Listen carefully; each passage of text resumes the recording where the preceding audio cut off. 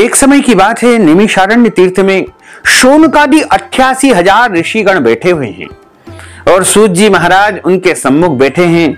शौनकादिक 88,000 ऋषि सूत जी महाराज से प्रश्न करते हैं कि हे ऋषिवर, आपके श्री मुखारविंद से आज हम भाद्रपद माह के कृष्ण पक्ष की एकादशी की कथा श्रवण करना चाहते हैं। इस व्रत का क्या महात्म्य है, व्रत की विधि क्या है, यह सारी कथा आज हम आपके श्री मुखारविंद से सुनना चाहते हैं। सूत जी महाराज कहते हैं कि एक समय की बात है, कुंती पुत्र अर्जुन ने यही प्रश्न प्रभु श्री कृष्ण को प्रणाम करके पूछा था। अर्जुन ने कहा था कि हे भगवान, भाद्रपद माह के कृष्ण पक्ष की एकादशी का क्या नाम है और इस व्रत को करने की विधि क्या है तथा इसका महात्म्य क्या है, कृपा करके मुझे आप सुनाइए। भक्तजनों, माताओं बहनों, सादर जय श्री कृष्ण। हमारे YouTube चैनल में आप सभी का बहुत बहुत स्वागत है। मैं हूं आपके साथ आचार्य धर्मेंद्र शास्त्री। आज हम आपको बताने जा रहे हैं कि इस बार भाद्रपद माह के कृष्ण पक्ष की अजा एकादशी, जया एकादशी, अन्नदा एकादशी का व्रत आपको कब करना है, एकादशी कब से शुरू होगी, एकादशी तिथि कब समाप्त होगी तथा इस व्रत का पारणा यानी व्रत खोलने का समय कब से कब तक रहेगा, पारणा की विधि क्या रहेगी। साथ ही हम आपको बताएंगे कि एकादशी का व्रत सूतक में किस प्रकार करना चाहिए और एकादशी व्रत का उद्यापन कब करना चाहिए, किस विधि से करना चाहिए, ये संपूर्ण जानकारी आज हम आपको बताएंगे। तो आप सभी से अनुरोध है कि अंत तक हमारे साथ बने रहिए। तो सबसे पहले आपको और आपके पूरे परिवार को अजा एकादशी की बहुत बहुत शुभकामनाएं और बधाइयां। भगवान श्री लक्ष्मी नारायण जी का भरपूर आशीर्वाद आप सभी के जीवन पर सदैव बना रहे। आप सभी सुखी रहें, स्वस्थ रहें, व्यस्त रहें और मस्त रहें, निरंतर उन्नति तथा प्रगति को प्राप्त करते रहें। वंशी विभूषित करान्नवनीरदाभात पीतांबरादरुण बिंब फलाधरोष्ठात् पूर्णेन्दु सुंदर मुखादरविंद नेत्रात् कृष्णात् परम किमपि तत्त्वमहं न जाने। श्रवणं कीर्तनं विष्णोः स्मरणं पादसेवनम् अर्चनं वंदनं दास्यं सख्यमात्म निवेदनम। भाद्रपद मास के कृष्ण पक्ष की जया एकादशी, अजा एकादशी, अन्नदा एकादशी तिथि का आरंभ 9 सितंबर 2023 शनिवार की रात को 7:19 पर हो जाएगा, जो कि 10 सितंबर 2023 रविवार की रात को 9:29 पर एकादशी तिथि समाप्त हो जाएगी। तो इस बार जो शुद्ध एकादशी होगी, द्वादशी युक्त जो एकादशी होगी, सूर्योदय व्यापिनी हरिवासर जो एकादशी होगी, वो 10 सितंबर 2023 रविवार के दिन ही एकादशी रहेगी। तो सभी भक्तजनों और माताओं बहनों को 10 सितंबर 2023 रविवार के दिन ही एकादशी का व्रत रखना है। और इस एकादशी व्रत का पारणा का अर्थ होता है व्रत खोलने का समय। 11 सितंबर 2023 सोमवार की सुबह 6:25 से लेकर के 8:25 के बीच में आपको व्रत खोल लेना चाहिए, यानी व्रत का पारणा कर लेना चाहिए। इस बार एकादशी तिथि में 2 महासंयोग निर्मित हो रहे हैं, क्यों रविवार के दिन एकादशी है और इस दिन पुष्य नक्षत्र का आगमन भी हो रहा है। तो रवि पुष्य महासंयोग के साथ साथ सर्वार्थ सिद्धि योग भी इस दिन निर्मित हो रहा है। 10 सितंबर 2023 की शाम को 5:07 से लेकर के अगली सुबह सूर्योदय तक रवि पुष्य योग रहेगा। पुष्य नक्षत्र तो 11 सितंबर 2023 की रात को 8 बजे तक रहेगा, लेकिन 10 सितंबर को शाम से जो रवि पुष्य योग आरंभ होगा वो अगले दिन के सूर्योदय तक रहेगा। और पुष्य नक्षत्र में एकादशी का आना अपने आप में अद्भुत और दुर्लभ संयोग है, क्योंकि पुष्य नक्षत्र रविवार का दिन, सभी 27 नक्षत्रों में पुष्य नक्षत्र को राजा माना गया है और रविवार का दिन सूर्य भगवान का दिन है तथा सूर्य भगवान को सभी नवग्रहों में राजा की उपाधि प्राप्त है। और रविवार के दिन पुष्य नक्षत्र का आना अपने आप में एक बड़ा महासंयोग माना जाता है। इस दिन कोई भी उपाय करेंगे, व्रत करेंगे, दान करेंगे, जप करेंगे, तप करेंगे या सिद्धि साधना करेंगे तो आपको उसका अनंत गुना, अक्षय गुना पुण्य फल प्राप्त होगा। तो 10 सितंबर की रात्रि में यदि आप कोई भी मंत्र जाप करते हैं तो आपको उसका अक्षय गुना, अनंत गुना पुण्य फल प्राप्त होगा। इस रात्रि में आप अपने इष्ट मंत्र का जाप करें या फिर ओम नमो भगवते वासुदेवाय, इस महामंत्र का जाप भी आप इस रात्रि में कर सकते हैं। वैसे भी एकादशी का जो महापर्व होता है वो सबसे बड़ा व्रत माना गया है।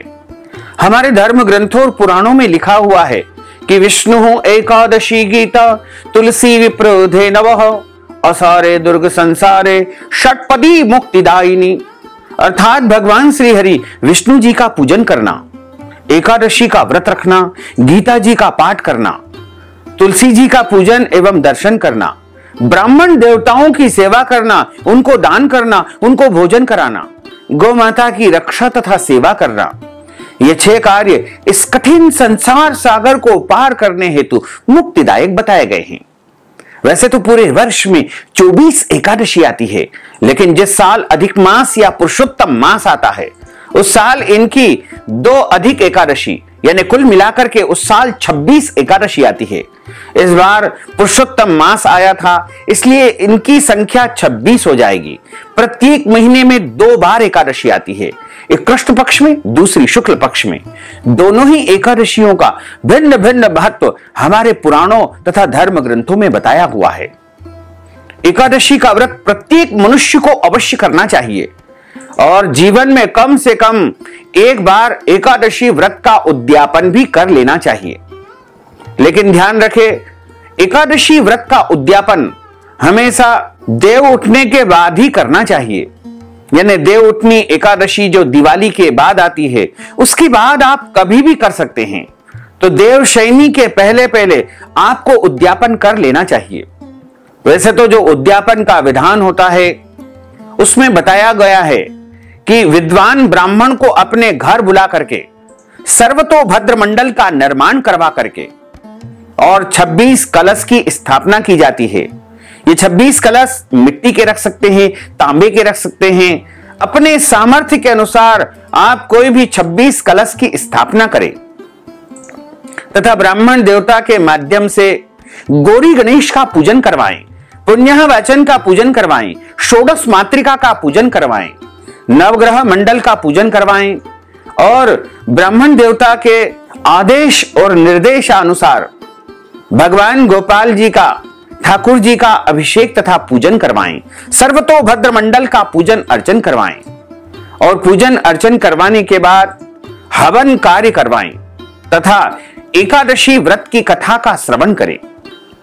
उसके बाद विद्वान ब्राह्मण को एकादशी के दिन फलाहार करवाएं और अगले दिन द्वादशी के अवसर पर 26 ब्राह्मण को बुला करके या ब्राह्मणों को सपत्नीक यानी जोड़े से बुला करके आपको उनको भोजन करवा करके उनको अन्नदान, वस्त्रदान या पात्रदान करना चाहिए।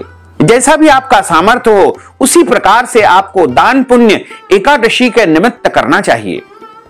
और जो मनुष्य एकादशी का व्रत करता है उसके करोड़ों करोड़ जन्म के पाप नष्ट हो जाते हैं।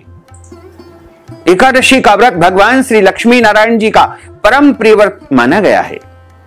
एकादशी का व्रत करने से मनुष्यों के पाप जो होते हैं, दोष होते हैं, जो पूर्व जन्म में हमारे द्वारा जाने अनजाने में हो गए हैं या इस जन्म में कोई भी हमारे द्वारा गलत कार्य हो गए हैं, पाप हो गए हैं, दोष हो गए हैं, तो वो सभी पाप जड़ से नष्ट हो जाते हैं तथा पुण्यों का उदय होता है।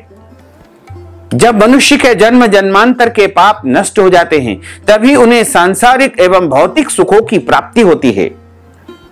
जो भक्तजन, माताएं बहनें एकादशी का व्रत करते हैं उनको दशमी तिथि से लेकर के द्वादशी तक कुछ महत्वपूर्ण नियमों का पालन अनिवार्य रूप से करना चाहिए।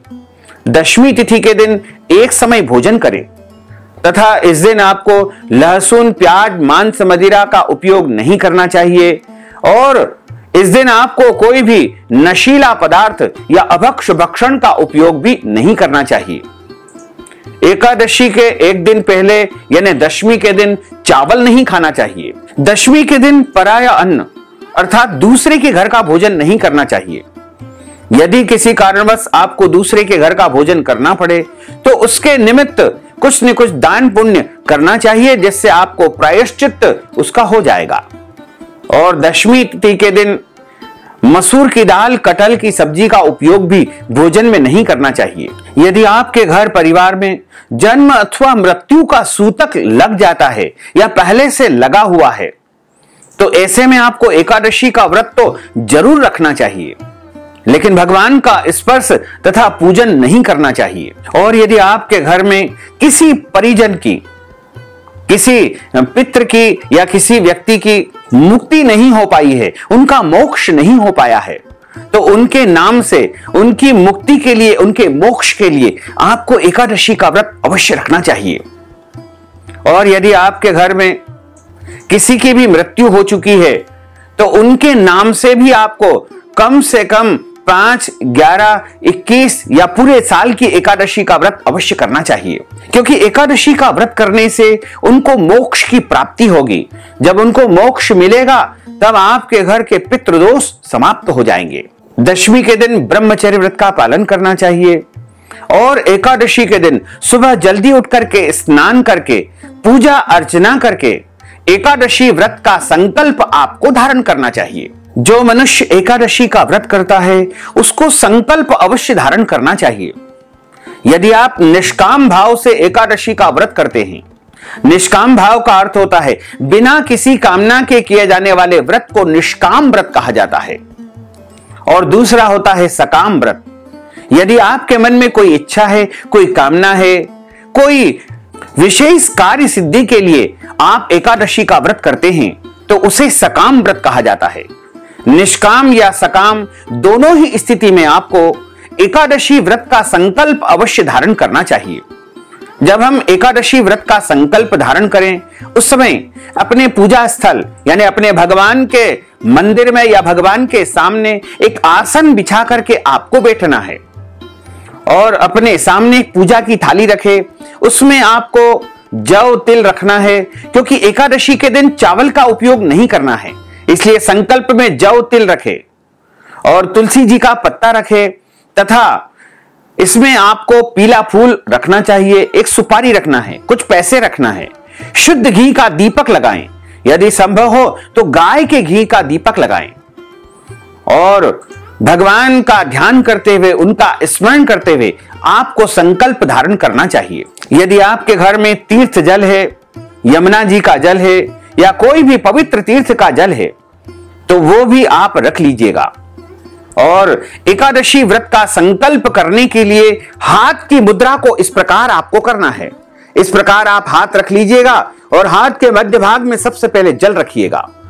जल के ऊपर तुलसी जी का पत्ता रखिए, जौ तिल रख लीजिए, पीला पुष्प रख लीजिए, दक्षिणा रख लीजिए, सुपारी रख लीजिए और सबसे पहले आपको बोलना है ओम विष्णवे नमः, ओम विष्णवे नमः, ओम विष्णवे नमः। ओम तिथिर्विष्णु स्थावारो नक्षत्रम विष्णुरेव च योगश्चोकरणम विष्णु सर्वं विष्णुमयं जगत। ओम विष्णुर्विष्णुर्विष्णुः श्रीमद्भगवतो महापुरुषस्य विष्णोराज्ञया प्रवर्तमानस्य अद्य श्री ब्रह्मणोन्हि द्वितीय परार्धे श्री श्वेतवाराह कल्पे वैवस्वत मन्वंतरे अष्टाविंशतितमे कलियुगे कली प्रथम चरणे भूर्लोके भारतवर्षे भरतखंडे जम्बूद्वीपे आर्यावर्तांतर्गत ब्रह्मवर्तैक देशैः अवंतिकायां विशाला क्षेत्रैः मध्य प्रदेशैः भोपाल मंडलांतर्गतैः भोपाल नाम्नि नगरैः संवत् 2080 मासानां मासे पुण्य पवित्र मासे भाद्रपद मासैः शुभैः कृष्ण पक्षैः अद्यायः एकादश्यायां पुण्यतिथ्योः रविवासरान्वितायां पुनर्वसु दिवस नक्षत्रैः मिथुन राशि स्थे श्री चंद्रैः मेष राशि स्थे श्री देवराज गुरोः सिंह राशि स्थे श्री सूर्यैः शेषेषु ग्रहेषु यथा यथम राशि स्थान स्थितसु एवं ग्रह गुण गण विशेषण विशिष्टायाम शुभ पुण्य तिथोः। आप बोलिएगा मम आत्मनः, अपना नाम और गोत्र का उच्चारण कर लीजिए। यदि शादीशुदा माताएं बहनें हैं तो उनको अपने ससुराल का यानी पति पक्ष का गोत्र उच्चारित करना चाहिए, और कुंवारी लड़कियां हैं तो अपने पिता का गोत्र उच्चारण करें। और परित्यक्ता माताएं बहनें हैं, यदि वो पति को त्याग कर चुकी है तो उनको अपने पिता का गोत्र ही उच्चारित करना चाहिए। नाम गोत्र बोल करके आप कहिएगा कि मम आत्मनः श्रुति स्मृति पुराणोक्त वेदोक्त फल प्राप्त्यर्थम संकल्पित कार्य सिद्ध्यर्थम लोके सभायाम राजद्वारे व्यापारे कृषि कार्ये सेवा कार्ये यश विजय लाभादि प्राप्त्यर्थम यह जन्मनि जन्मांतरे वा सकल दुर्तोपशमनार्थम आदि देविक आदि भौतिक आध्यात्मिक त्रिविध तापोपशमनार्थम मम यह जन्मनि जन्मांतरे वा सकल दुरितोपशमनार्थम कायिक वाचिक मानसिक सांसार्गिक दोष शमनार्थम सर्व दोष शमनार्थम सर्व पीड़ा निवृत्त्यर्थम भगवते श्री लक्ष्मी नारायण देवताः प्रीत्यर्थंच अद्य दिवसे अजा एकादश्यायाम व्रत कर्माहम करिष्ये। इस प्रकार संकल्प प्रभु को समर्पित कर दीजिएगा और हाथ जोड़ करके भगवान से प्रार्थना करें कि हे दीनबंधु, हे दीनानाथ, हे करुणा के सागर, आज हम आपकी कृपा से आपके आशीर्वाद से एकादशी व्रत कर रहे हैं। हम इस एकादशी को पूरे विधि विधान से करने का प्रयास करेंगे, सभी नियमों का पालन भी करेंगे, लेकिन जाने अनजाने में कोई भी गलती हो जाए, कोई भी त्रुटि हो जाए तो हमें अबोध बालक जान करके आप क्षमा अवश्य ही प्रदान करेंगे, क्योंकि आप तो दया के सागर है, आप तो करुणा के निधान है। इस प्रकार प्रभु से प्रार्थना करें और आपका व्रत आरंभ हो जाएगा। पद्म पुराण के उत्तरखंड के अध्याय 64 में एक श्लोक लिखा हुआ है, श्लोक नंबर 34 लिखा हुआ है कि एकादश्याम निराहार स्थित्वाहं परेहनि भोक्ष्यामि पुंडरीकाक्ष शरणम में भवाच्युत।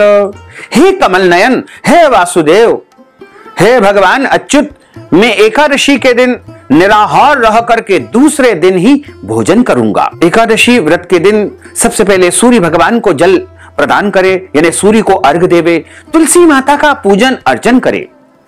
रविवार का दिन है तो तुलसी जी इस दिन नहीं तोड़ना है, इसलिए एक दिन पहले ही आपको तुलसी जी तोड़ करके रख लेना चाहिए। हालांकि रविवार के दिन और एकादशी के दिन आप तुलसी जी को जल चढ़ा सकते हैं, तुलसी जी का पूजन भी कर सकते हैं, इसमें कोई दोष नहीं है।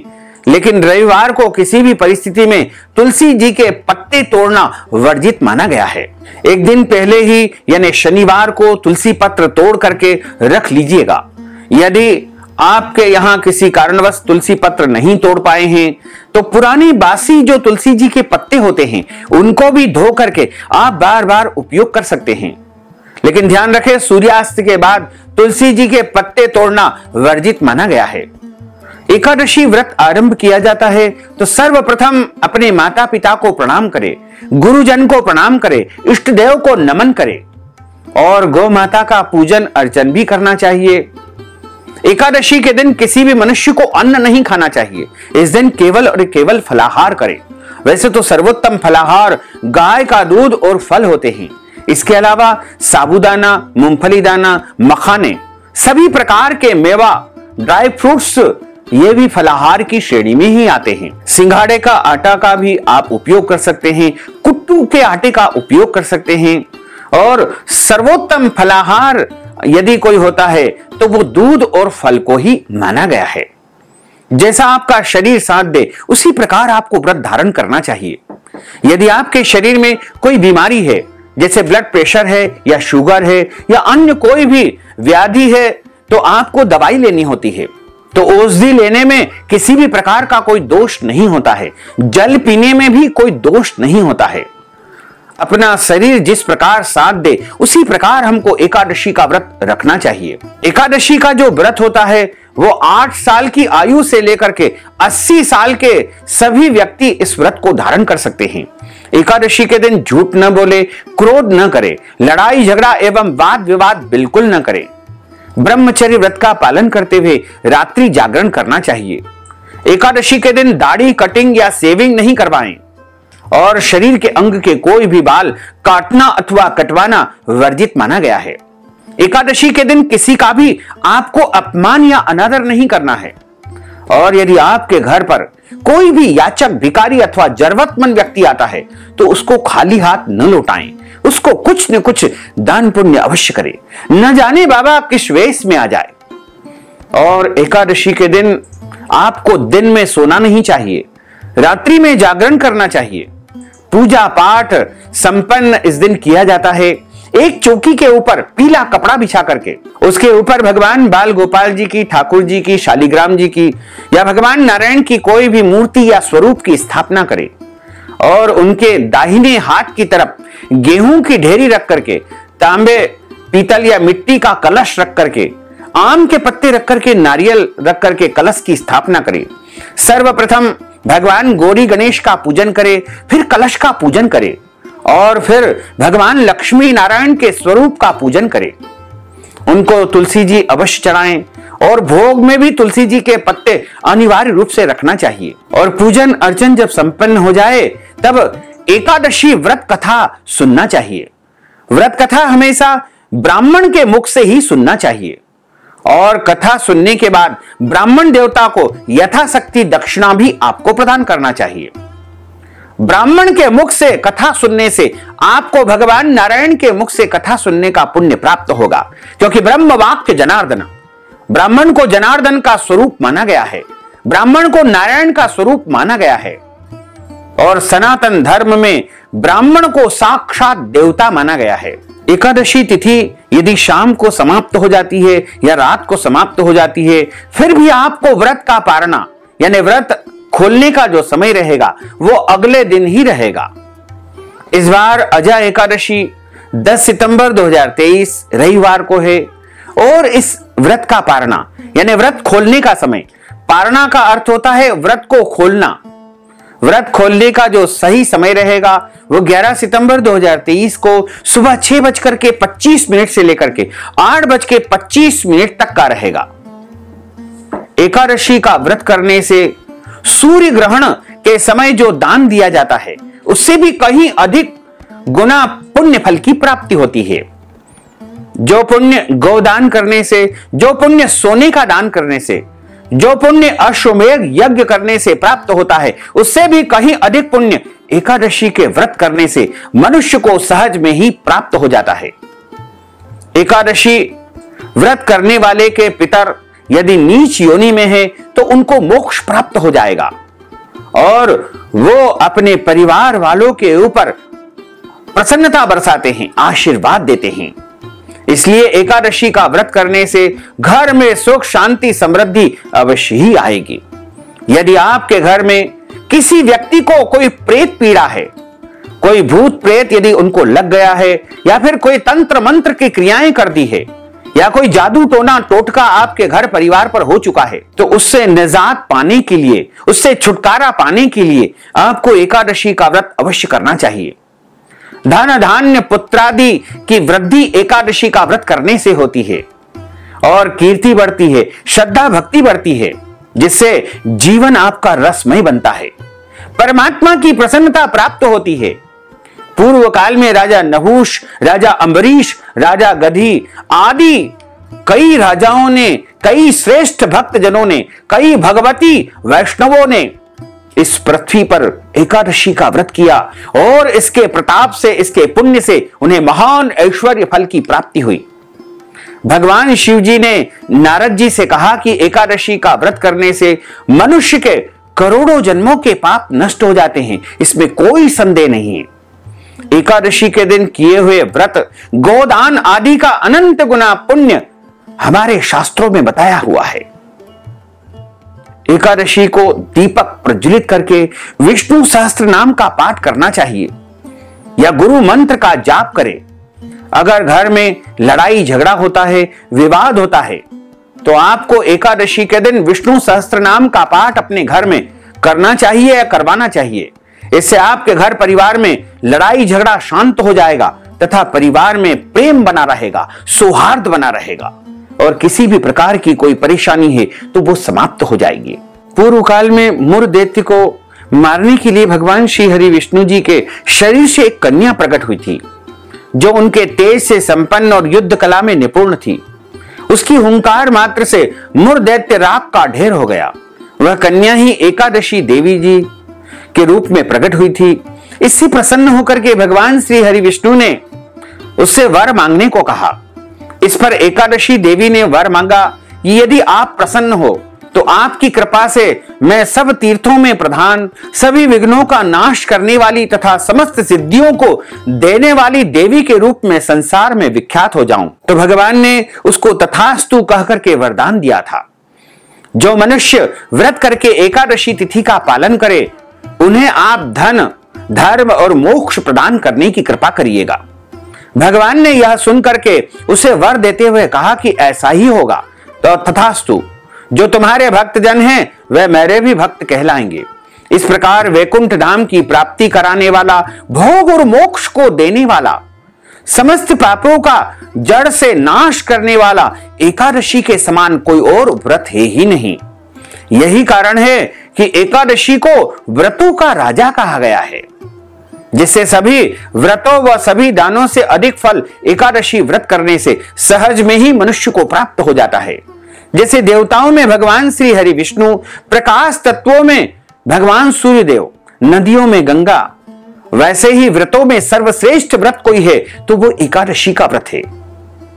इस तिथि में जो कुछ भी दान किया जाता है, भजन पूजन किया जाता है, वह सब भगवान श्री हरि के पूजित होने पर पूर्णता को प्राप्त करता है। संसार के स्वामी सर्वेश्वर श्री हरि पूजित होने पर संतुष्ट होकर के प्रत्यक्ष दर्शन देते हैं।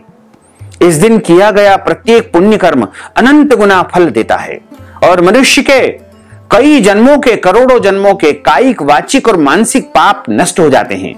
गौदान करने का जो फल होता है उससे भी कहीं अधिक फल एकादशी का व्रत करने से मनुष्य को प्राप्त हो जाता है। सभी रोग और दोष और सभी पीड़ाएं मनुष्य की समाप्त हो जाती है। घर में सुख, शांति, समृद्धि का वास होता है। मनुष्य जीवन का उद्देश्य भगवत प्राप्ति है और भगवत प्राप्ति केवल एकादशी से ही हो पाती है। चिंतामणि के समान एकादशी का व्रत मनुष्य की सभी कामनाओं को पूर्ण करता है। एकादशी व्रत का अखंड पालन करने से मनुष्य की कई पीढ़ियों का उद्धार हो जाता है। इस तरह एकादशी का व्रत सभी पुण्यों और मोक्ष को देने वाला व्रत है। कहते हैं कि एकादशी के दिन अन्न यानी गेहूं, चावल आदि खाने से पाप लगता है। इसके विषय में कहा गया है कि एकादशी के दिन यदि आप अन्न का सेवन करेंगे तो आपको ब्रह्म हत्या का दोष लगेगा। यदि एकादशी का व्रत न कर सके तो भी इस दिन आपको चावल या चावल से बने पदार्थ बिल्कुल नहीं खाना चाहिए। जो लोग एकादशी के दिन चावल ग्रहण करते हैं उन्हें अगले जन्म में रेंगने वाले कीड़ों को यानी कीड़े मकोड़ों की योनि में जन्म प्राप्त होता है। हालांकि द्वादशी को चावल खाने से इस योनि से मुक्ति मिल जाती है। एक कथा के अनुसार माता शक्ति के क्रोध से बचने के लिए महर्षि मेधा ने शरीर का त्याग कर दिया था। उनके अंश से पृथ्वी में समा गए और बाद में उसी स्थान पर चावल के रूप में महर्षि मेधा की उत्पत्ति हुई थी। जिस दिन महर्षि मेधा का अंश पृथ्वी में समाया था उस दिन एकादशी तिथि थी और जिस दिन महर्षि मेधा चावल के रूप में पृथ्वी से प्रकट हुए थे उस दिन भी एकादशी थी। इसलिए एकादशी के दिन चावल खाना वर्जित माना गया है। हमारे धर्म ग्रंथों में लिखा हुआ है कि एकादशी के दिन चावल खाने से महर्षि मेधा के मांस और रक्त का सेवन करने के बराबर माना गया है। इसलिए इस दिन चावल को जीव माना जाता है। एकादशी के दिन कभी भी किसी भी मनुष्य को चावल खाना भी नहीं चाहिए और चावल बनाना भी नहीं चाहिए। चावल से इस दिन परहेज अवश्य करना चाहिए। एकादशी का व्रत कोई भी कर सकता है। 8 साल की आयु से लेकर के 80 साल तक के सभी स्त्री, पुरुष, माताएं, बहनें, कुंवारी कन्याएं सब लोग एकादशी का व्रत अवश्य करें। और एकादशी का व्रत रोगी व्यक्ति यदि नहीं कर पाते हैं तो उनको अच्छी प्रकार से फलाहार करके इस दिन अन्न का परित्याग कर देना चाहिए। और जो व्यक्ति एकादशी का व्रत करता है उसको कई शुभ फलों की प्राप्ति होती है तथा भगवान विष्णु एवं माता महालक्ष्मी का भरपूर आशीर्वाद भी उसे प्राप्त होता है। यह व्रत करने से हमारे पापों का नाश होता है, इसलिए एकादशी का व्रत किया जाता है। एकादशी का व्रत करने से मनुष्य के जीवन में सुख शांति समृद्धि का आगमन होता है। भूत पिशाच की योनि से भी छुटकारा प्राप्त होता है और मनुष्य के जीवन की जो जो भी समस्याएं होती है उन सब का निवारण एकादशी का व्रत करने से हो जाता है। एकादशी का व्रत करने से आर्थिक तंगी से मुक्ति मिलती है, धन की प्राप्ति होती है और इस जीवन में सभी प्रकार के सुखों की प्राप्ति होती है।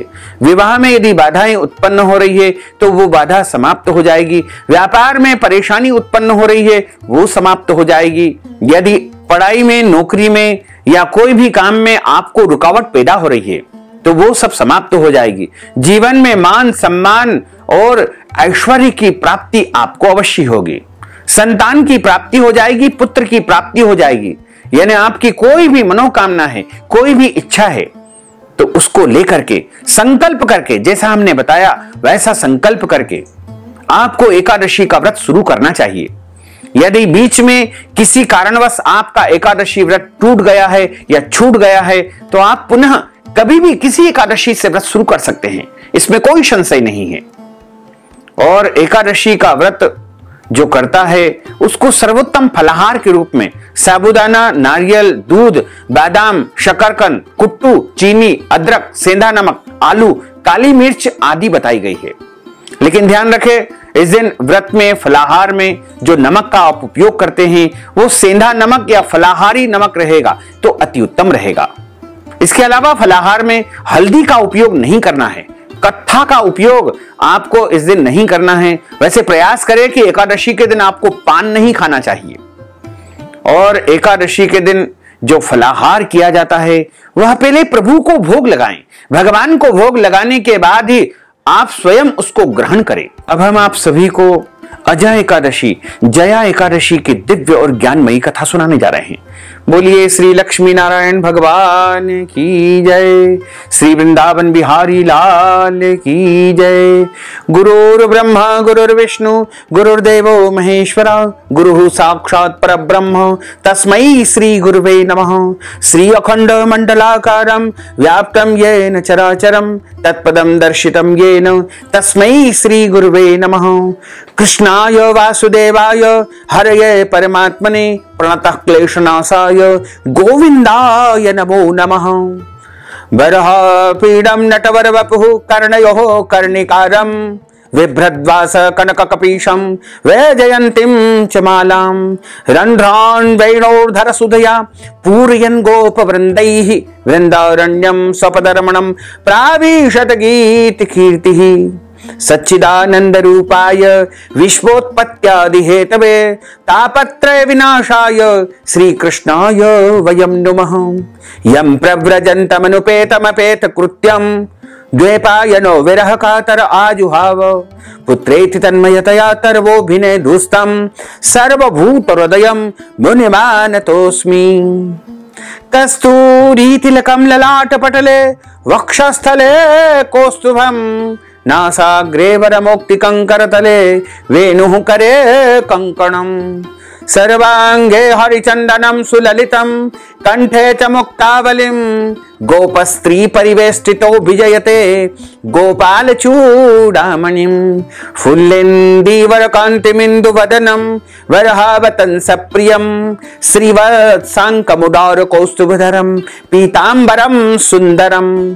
गोपीनां नयनोत्पलार्चिततनुं गोगोपसंघावृतं गोविंदं कलवेणुवादन परम दिव्यांगभूषणं भजे, दिव्यांगभूषणं भजे।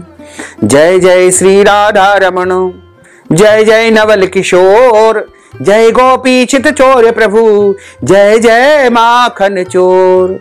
मात मेरी श्री राधिका, पिता मेरे घनश्याम, इन दोनों के चरणन में मेरा बारंबार प्रणाम, मेरा बारंबार प्रणाम, मेरा बारंबार प्रणाम।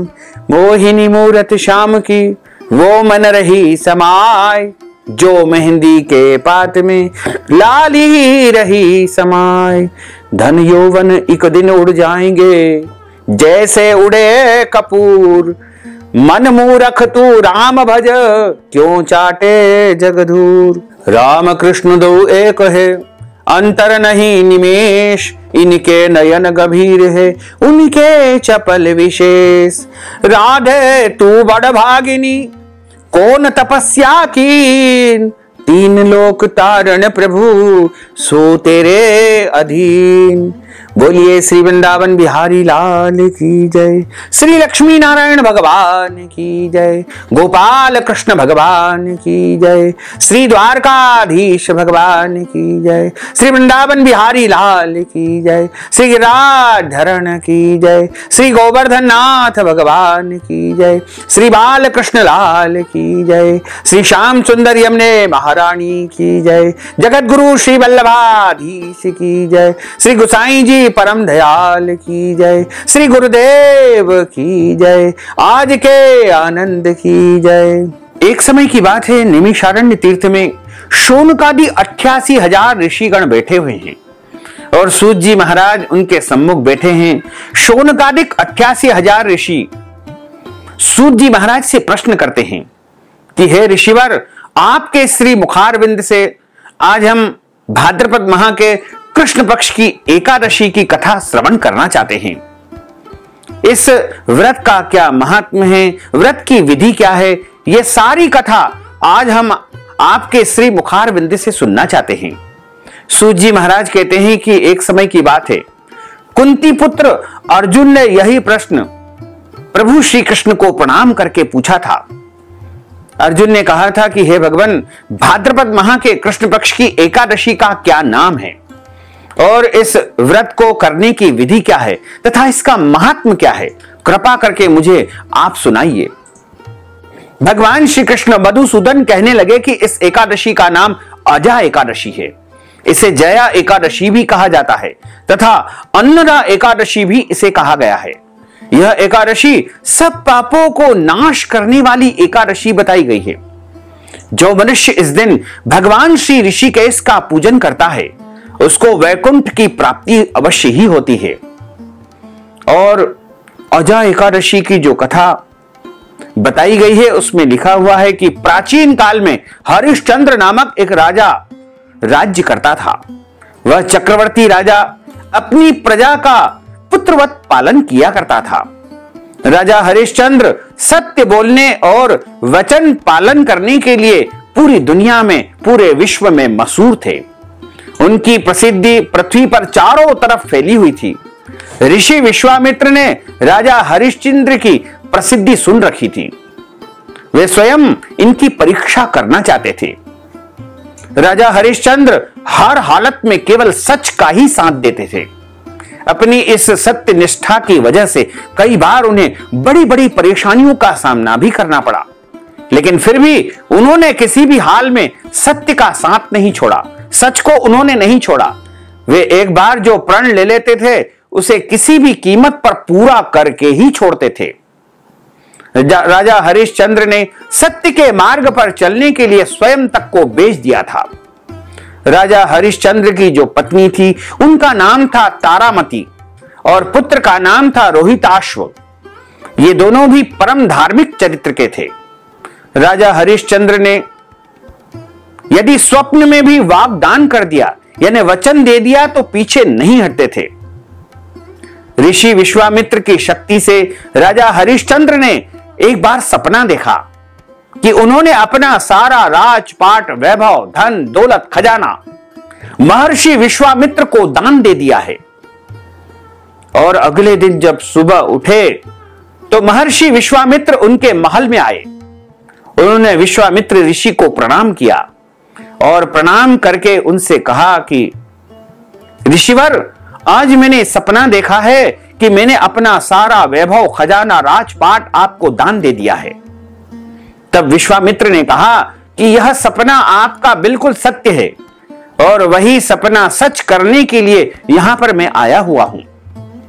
और विश्वामित्र को उसी समय तत्काल सारा राजपाट, वैभव, धन, दौलत, खजाना दे दिया। और राजा हरिश्चंद्र अपनी पत्नी और अपने पुत्र के साथ राजमहल से निकल करके बाहर जाने लगे। जाते जाते विश्वामित्र ने राजा हरिश्चंद्र से दान उपरांत दक्षिणा के रूप में 500 स्वर्ण मुद्राओं की मांग की। विश्वामित्र ने राजा को याद दिलाया कि राजपाट के साथ राज्य का कोष भी आप दान कर चुके हैं और दान की हुई वस्तु को दोबारा दान नहीं किया जाता है, इसलिए आप मुझे अपने खजाने में से निकाल करके कुछ भी नहीं दे पाएंगे। तब राजा ने अपनी पत्नी और पुत्र को बेच करके स्वर्ण मुद्राएं हासिल की, लेकिन वो भी 500 नहीं हो पाई। राजा हरिश्चंद्र ने इन 500 मुद्राओं को प्राप्त करने के लिए, पूरी करने के लिए, अपने वचन को निभाने के लिए खुद को बेच डाला और सोने की सभी मुद्राएं विश्वामित्र ऋषि को दे दी। अपनी मर्यादा को निभाया। राजा हरिश्चंद्र ने खुद को जहां पर बेचा था वह शमशान का चांडाल था, जो शवदाह के लिए आए हुए मृतक के परिजन से कर लेकर के उन्हें अंतिम संस्कार करने के लिए अनुमति दिया करता था। अब राजा विश्वामित्र राज्य करने लगे और राजा हरिश्चंद्र अब जो है उस डोम के यहां, यानी शवदाह की जो क्रिया करता है उसके यहां सेवा करने लगे, काम करने लगे, क्योंकि राजा हरिश्चंद्र तो अब बिक चुके थे। अब एक दिन की बात है, वह अपना कार्य कर रहे थे और एक रात की बात के समय एक रात्रि को सर्प के काटने से राजा के पुत्र रोहिताश्व की मृत्यु हो गई। असहाय रानी तारा रोती बिलखती अपने पुत्र को शमशान में अंतिम क्रिया के लिए लेकर आई। काली अंधियारी रात में जोरों की बारिश हो रही थी, बादल गरज रहे थे, बिजली चमक रही थी और अभागन माता अपने पुत्र के शव को अकेली लेकर के हाथ में उठा करके शमशान की तरफ ला रही है। वहां पर राजा हरिश्चंद्र ने रानी को बिना देखे ही शमशान का कर चुकाने का आदेश दे दिया। अब रानी क्या करती? इतने में ही आसमान में बिजली चमकी तो उस बिजली की रोशनी में हरिश्चंद्र को उस अबला स्त्री का चेहरा नजर आया। वह स्त्री अपनी पत्नी तारामती के रूप में जान करके उसके हाथ में पुत्र रोहिताश्व का शव था। अपनी पत्नी की यह दशा और पुत्र के शव को देख करके हरिश्चंद्र बेहद भावुक हो उठे, मगर किसी प्रकार से सत्य से विचलित नहीं हुए। कई बार राजा चिंता के समुद्र में डूब करके अपने मन में विचार करने लगता कि कहां जाऊं, क्या करूं जिससे मेरा उद्धार होगा। इस प्रकार करते करते राजा को कई वर्ष व्यतीत हो गए। एक दिन राजा शमशान में इसी चिंता में बैठा हुआ था कि गौतम ऋषि वहां पर आए। राजा ने उन्हें देख करके प्रणाम किया और अपनी सारी दुख भरी कहानी सुनाई। यह बात सुनकर के गौतम ऋषि कहने लगे कि राजन, तुमने पूर्व जन्म में कुछ गलत काम किया था, कुछ पाप कर्म किया था, उसकी सजा ही तुम भोग रहे हो। उसी कारण से तुमको यह भयंकर कष्ट प्राप्त हुआ है और इस कष्ट को यदि तुम समाप्त करना चाहते हो तो आज से ठीक 7वें दिन के बाद भाद्रपद माह के कृष्ण पक्ष की अजा नाम की एकादशी आएगी। तुम उस एकादशी का विधिवत व्रत करो, पालन करो, रात्रि जागरण करो, तो निश्चय ही तुम्हारा यह दुख और संकट समाप्त हो जाएगा। गौतम ऋषि ने कहा कि इस व्रत के पुण्य के प्रताप से तुम्हारे समस्त पाप नष्ट हो जाएंगे। इस प्रकार राजा से कहकर गौतम ऋषि उसी समय वहां से अंतर्ध्यान हो गए। राजा ने उनके कथना अनुसार, उनके आदेश के अनुसार अजा एकादशी आने पर विधि विधान से व्रत किया, रात्रि जागरण किया और अगले दिन सुबह के समय व्रत का पारण किया। उस अजा एकादशी व्रत के प्रभाव से राजा के पूर्व जन्म के जितने भी पाप थे, दोष थे, वो सब नष्ट हो गए तथा राजा को पुण्य की प्राप्ति हुई। स्वर्ग से बाजे बजने लगे, पुष्पों की वर्षा होने लगी। उसने अपने मृतक पुत्र को जीवित और अपनी स्त्री को वस्त्र तथा आभूषणों से युक्त देखा।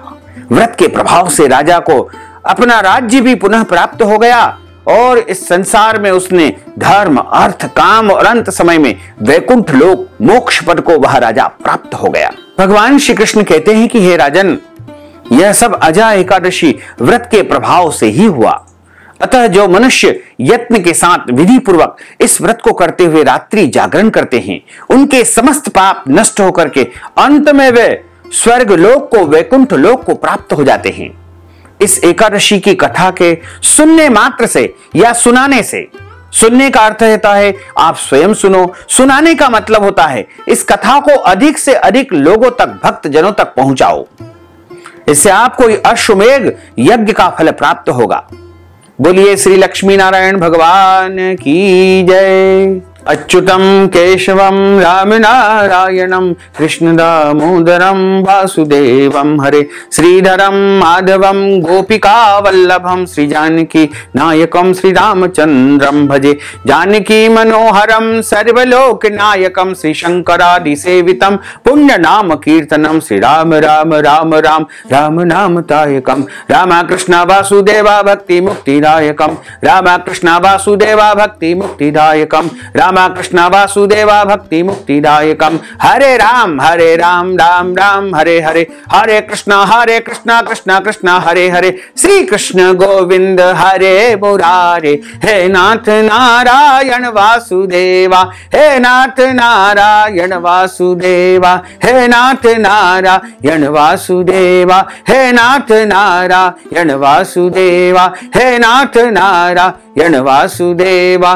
बोलिए श्री लक्ष्मी नारायण भगवान की जय, श्री द्वारकाधीश भगवान की जय, श्री वृंदावन बिहारी लाल की जय, श्री गिरिराजधरण की जय, श्री गोवर्धन नाथ भगवान की जय, श्री बालकृष्ण लाल की जय, श्री श्याम सुंदर यमुने महारानी की जय, जगत गुरु श्री वल्लभाधीश की जय, श्री गोसाई जी परम दयाल की जय, श्री गुरुदेव की जय, लाडले लाल की जय, आज के आनंद की जय, कल के आनंद की जय, परसों के आनंद की जय, बरसों बरसों के आनंद की जय। धर्म की जय हो, अधर्म का नाश हो, प्राणियों में सद्भावना हो, विश्व का कल्याण हो, सनातन धर्म की जय हो, गौ माता की जय हो, नगर बस्ती की जय हो।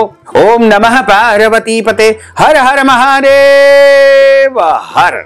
भक्तजनों, माताओं, बहनों, आप सभी से अनुरोध है कि इस ज्ञानवर्धक वीडियो को आप अधिक से अधिक लोगों को शेयर करके पुण्य लाभ अवश्य प्राप्त करें। साथ ही यदि आप अजा एकादशी के निमित्त कोई भी दान पुण्य करना चाहते हैं, कथा की दक्षिणा देना चाहते हैं, तो आप हमारे गूगल पे, फोन पे, पेटीएम नंबर अथवा अकाउंट नंबर या फिर हमारे किसी भी माध्यम से आप नगद राशि पहुंचा करके अजा एकादशी का संपूर्ण पुण्य लाभ प्राप्त कर सकते हैं। अब हम सभी मिलकर के प्रभु की आरती का गायन करेंगे। आरती बाल कृष्ण की कीजय, अपनो जन्म सफल कर लीजय। श्री यशोदा को परम दुलारो, बाबा के अखियन को तारो, गोपिन के प्राणन को प्यारो, इन पर प्राण न्योछावर कीजय। आरती बाल कृष्ण की कीजय, बलदाऊ को छोटो भैया, कनवा कह भूलत मैया, परम मुदित मन लेत भलैया, अपनो सर्वस इनको दीजे। आरती बाल कृष्ण की कीजय।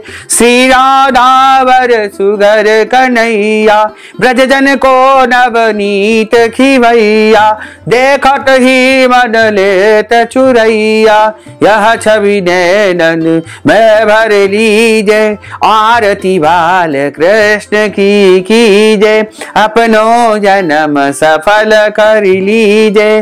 तो तरी बोलन मधुर सुहावे, सखन मध्य खेलत सुख पावे, सोई सुकृति जो इनको ध्यावे, अब इनको अपनो कर लीजय। आरती बाल कृष्ण की कीजय। अपनो जन्म सफल कर लीजिए, आरती बाल कृष्ण की कीजिए, अपनो जन्म सफल कर लीजिए। बोलिए श्री वृंदावन बिहारी लाल की जय।